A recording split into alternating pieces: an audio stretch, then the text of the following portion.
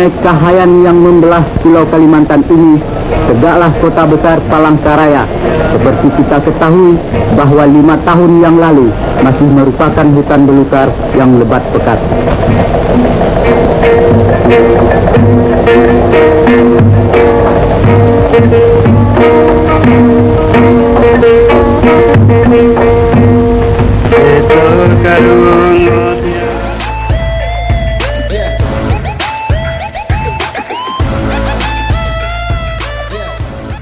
Pada tanggal 17 Juli tahun 1957, di tempat ini Presiden Soekarno meletakkan batu pertama kota Palangkaraya. Dengan demikian, mulailah terwujud ide yang dicetuskan oleh Gubernur Cilik Riwut, seorang putra Kalimantan asli, bersama-sama bekas Gubernur Kalimantan Milono, untuk membentuk daerah Swatantra tingkat 1 Kalimantan Tengah.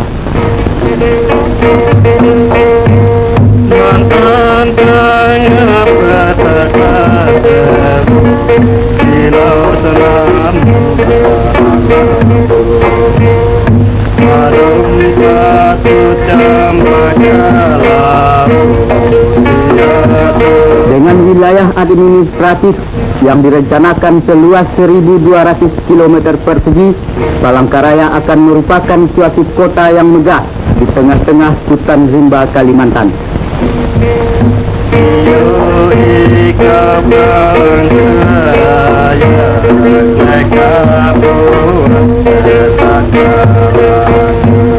Dengan panen dan lanung dan nama mimit pasang berlalu Jawa.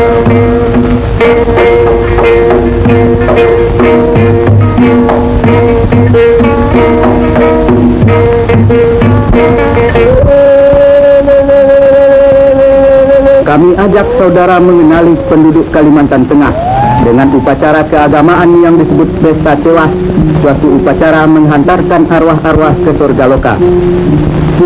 Suku bangsa Dayak Ngaju dan setiap penganut agama Kaharingan menjalankan upacara ini yang dilaksanakan secara bertingkat-tingkat.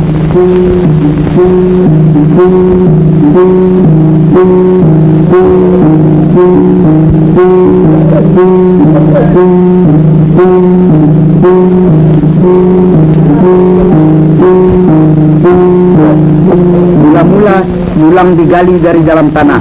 Setelah dibersihkan, kemudian ditaruh dalam peti. Selang 7 hari 7 malam, peti-peti dibawa dengan perahu ke hilir sungai untuk kemudian dibakar sebagai perlambang hapusnya kotoran duniawi yang melekat pada sang arwah. Tulang-tulang lalu ditaruh di dalam gong-gong kecil sebagai persiapan penyimpanannya di dalam tandung, tempat persemayaman yang terakhir para arwah.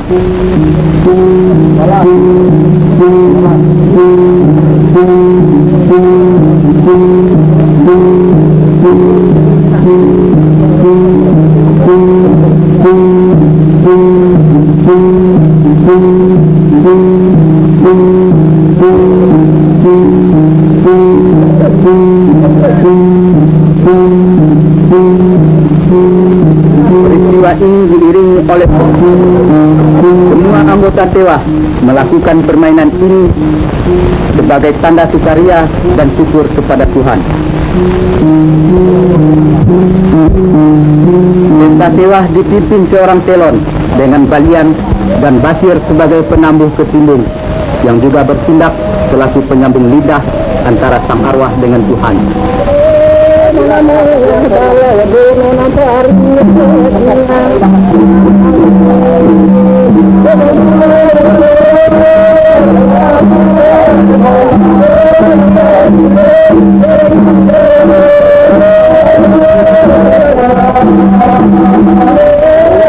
Pintu tandung dibuka dengan upacara yang cukup berkesan.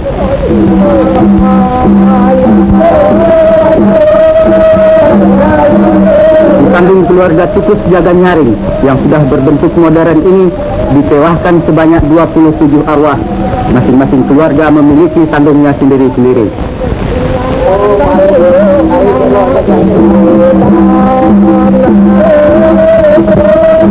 Di kandung keluarga Hantingan yang masih berbentuk asli, berlangsung upacara yang serupa.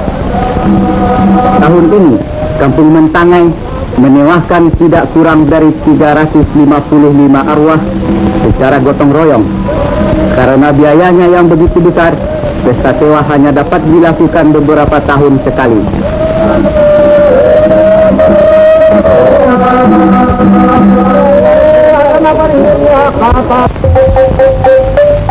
Penyimpanan tulang-tulang ke dalam das tandung ditutup dengan permainan perang-perangan di atas air yang disebut laluhan. Setelah kembali ke darat, palas agar terhindar dari bahaya.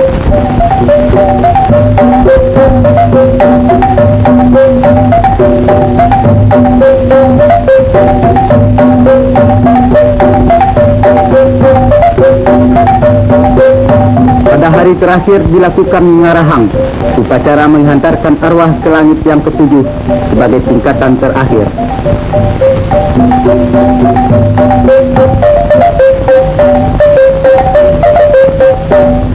Putna babi ini kelak akan turut mengiringi sang arwah ke tempat peristirahatannya yang terakhir. Malam harinya, seluruh anggota tewa berpesta ria sambil menarikan manasai serta mengikuti acara deder tanda syukur kepada Tuhan.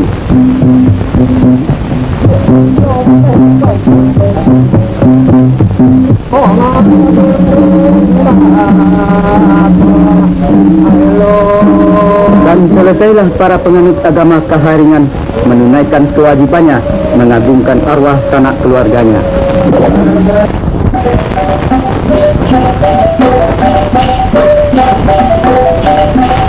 Dari pesta tewa, mari kita saksikan usaha pembangunan Kalimantan Tengah. Di proyek transmigrasi dan di daerah pengairan Pasang Surut Pasarang, suku-suku bangsa Dayak, Jawa, dan Bali bahu-membahu memperbanyak hasil bumi. Bila perekonomian mulai meningkat pesat, perlu adanya bank. Di bulan November tahun 1962, Ibu Ciliriwut meresmikan kantor Bank Dagang Negara cabang Palangkaraya.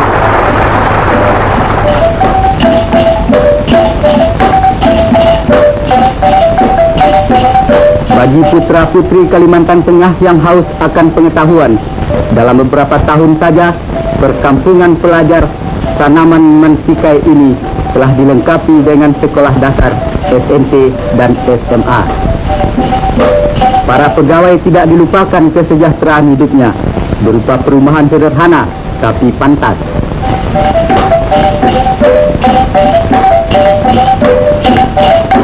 Mari kita tinjau proyek pembuatan jalan, suatu proyek raksasa yang mendapat bantuan ahli-ahli teknik Rusia.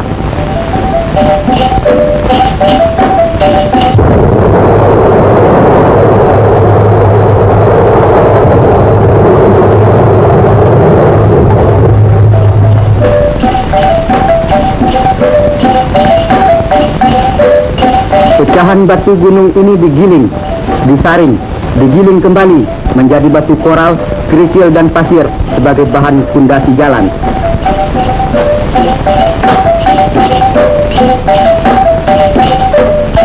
Tanpa batu koral dan kerikil, dinamit dan keringat, buldozer dan traktor, rawa-rawa dan hutan belukar tidak akan ditembusi jalan-jalan raya. Dan jalan raya adalah syarat mutlak bagi UKH pembangunan di segala lapangan.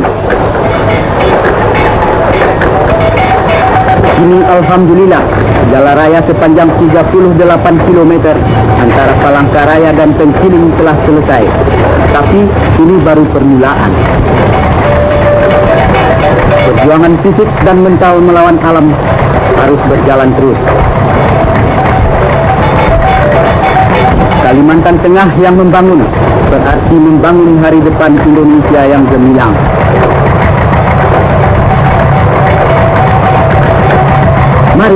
Mari membangun terus.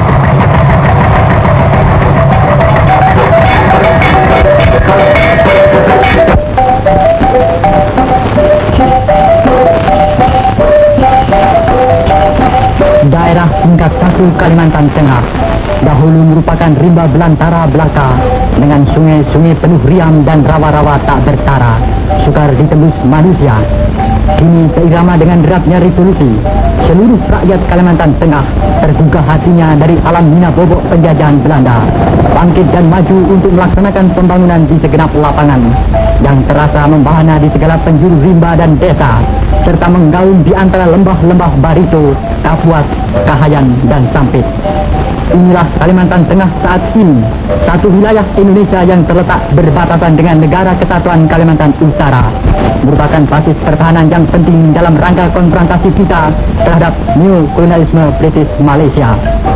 Daerah tingkat 1 Kalimantan Tengah dengan ibu kotanya Palangkaraya merupakan sebuah kota remaja di Indonesia yang berkembang menuju ke satu kota modern.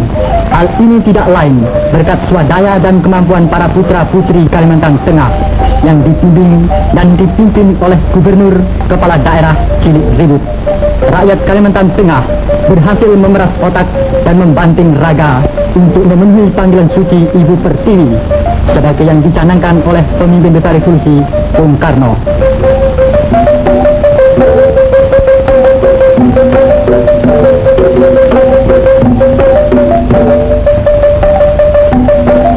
Pendidikan dan pengajaran terhadap anak-anak adalah mutlak dilaksanakan terlebih dahulu, karena dasar pertama untuk melangkah ke pembangunan semesta adalah pembinaan watak dan jiwa terhadap setiap manusia yang masih muda, membina manusia baru dalam rangka character and nation building menuju masyarakat sosialis dalam satu wadah Negara Kesatuan Republik Indonesia yang berasaskan Pancasila dan berhaluan Manipul Uzbek.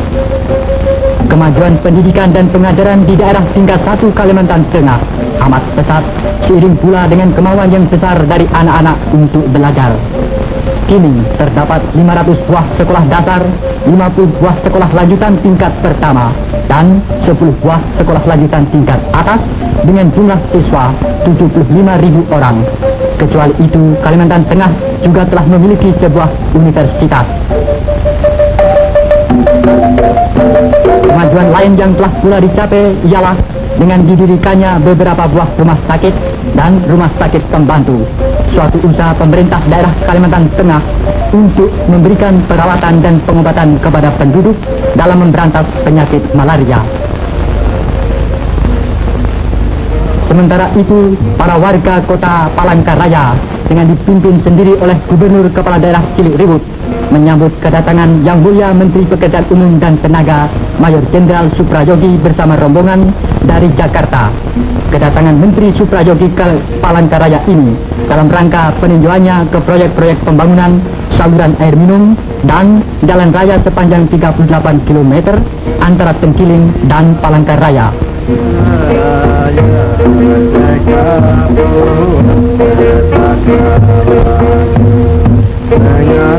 Jalan raya adalah salah satu faktor amat penting sebagai urat nadi perhubungan di darat untuk melancarkan ekonomi.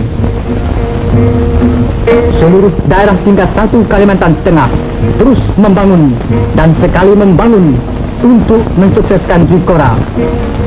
Kita tidak gentar terhadap ancaman dan tantangan dari pihak Nikoli.